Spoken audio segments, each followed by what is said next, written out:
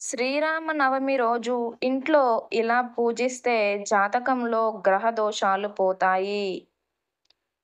పల్లె ఆలయాల్లో సందడి నెలకొంది. శ్రీరామనవమి ఉత్సవాలను ప్రతి గ్రామంలో వైభవంగా జరుపుకుంటారు.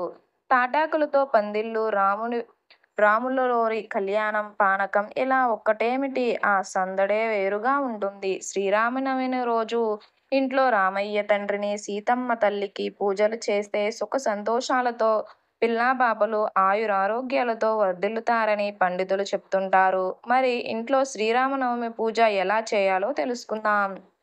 చైత్ర మాసంలో 9వ రోజున శ్రీరాముడు జన్మించినట్లు పురాణాలు చెప్తున్నాయి. ఈ ఏడాది విశ్వవసు నామ సంవత్సరం 2025 ఏప్రిల్ 6వ తేదీ ఆదివారం శ్రీరామనవమి వచ్చింది.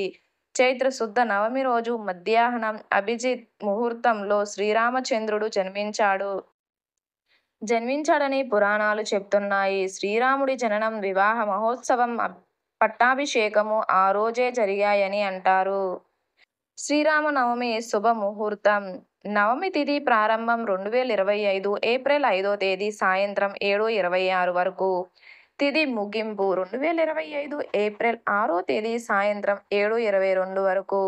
శుభముహూర్తం ఏప్రిల్ 6వ తేదీ ఉదయం 11:8 నుండి మధ్యాహ్నం 1:19 వరకు ఉంటుంది. పూజా సమయం వ్యవధి 2 గంటల 31 నిమిషాల వరకు ఉంది.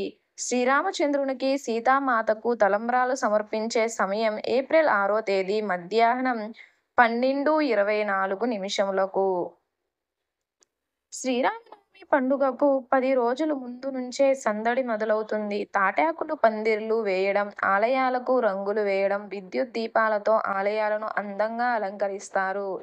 హిందువులందరూ ఈ పండుగను ఎంతో ఘనంగా చేసుకుంటారు. ఇంట్లో శ్రీరామనవమి పూజా విధానం.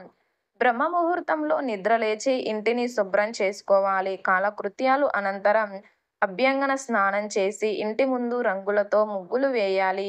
ఇంటి గుమ్మాలకు మామిడి తోరణాలు కట్టాలి. శుభప్రదమైన బట్టలు ధరించి పూజ చేసేందుకు అన్ని ఏర్పాట్లు చేసుకోవాలి. శ్రీరామ నవమి రోజు సీతారాముల సమేతంగా ఉన్న చిత్రపటాన్ని లేదా విగ్రహాన్ని పూజ గదిలో ప్రతిష్ఠించుకోవాలి. రామ దర్బార్ విగ్రహం ఏర్పాటు చేసుకుని పూజ చేసుకుంటే సకల సంతోషాలు కలుగుతాయి. సీతారాముల వారి క్రమం తప్పకుండా పూజించడం వల్ల ఇంటికి సంతోషం, శ్రేయస్సు లభిస్తుంది. జాతకంలోని గ్రహ దోషాలు తొలగిపోతాయని చెప్తున్నారు. బియ్యం పిండితో ముగ్గు వేసి దాని మీద ఒక పీట ఏర్పాటు చేసుకోవాలి. పట్టు వస్త్రం లేదా నూతన వస్త్రం పరిచి దాని మీద సీతారాముల చిత్రపటం లేదా విగ్రహాలను పెట్టుకోవాలి. శ్రీరాముడికి పంచామృతాలతో అభిషేకం చేయాలి. తర్వాత షాడోపచారాలను అనుసరిస్తూ పూజ చేయాలి. ధూప దీప నైవేద్యాలు సమర్పించాలి. రామయ్య తండ్రికి, అమ్మవారికి పూలదండలు సమర్పించాలి. చివరలో స్వామి పాదాల దగ్గర 3 సార్లు అక్షింతలు వేసి సీతారాముల కళ్యాణం చూద్దాం రారండి అంటూ పాట పాడి హారతి ఇవ్వాలి. ఆరోగ్యాన్ని దృష్టిలో ఉంచుకొని తలంబ్రాలు పడిన తరువాత ఆహారాన్ని తీసుకోవాలి.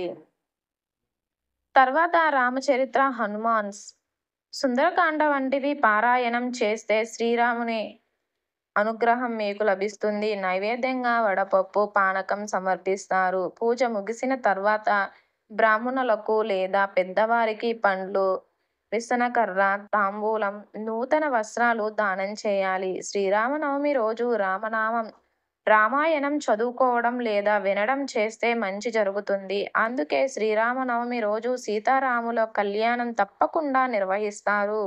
సీతారాముల కళ్యాణంలో ఉపయోగించే అక్షింతలు తల మీద చల్లుకుంటే వివాహం త్వరగా అవుతుందని భక్తుల విశ్వాసం. శ్రీరామనవమి రోజు ఆలయం దగ్గర వడపప్పు, పానకం పంచి పెట్టేవాళ్ళు. వాటి కోసమే చాలా మంది గుడి దగ్గరకు వచ్చేవాళ్ళు ఉంటారు. దంపతి తాంబూలాలు, విసనకర్రలు, దానాలు వంటివి కార్యక్రమాలు నిర్వహిస్తారు. ఈ తరం పట్టణ ప్రజలకు అలాంటి వాతావరణం ఇప్పుడు కనిపించకపోవచ్చు. శ్రీరామనవమి పండుగ సందడి చూడాలంటే పల్లెటూర్లకు వెళ్లాల్సిందే. ఈ వీడియో కనుక మీకు నచ్చినట్లయితే లైక్ చేసి షేర్ చేయండి. నా ఛానల్‌ని ఎవరైనా సబ్స్క్రైబ్ చేసుకొని వాళ్ళుంటే ఇంకా మరిన్ని వీడియోస్ కోసం ప్లీజ్ ఛానల్‌ని సబ్స్క్రైబ్ చేసుకోండి. వీడియోకి లైక్ చేయడం మాత్రం మర్చిపోకండి. వీడియోని స్కిప్ చేయకుండా చివరి వరకు చూసినందుకు అందరికీ ధన్యవాదాలు. Thanks for watching.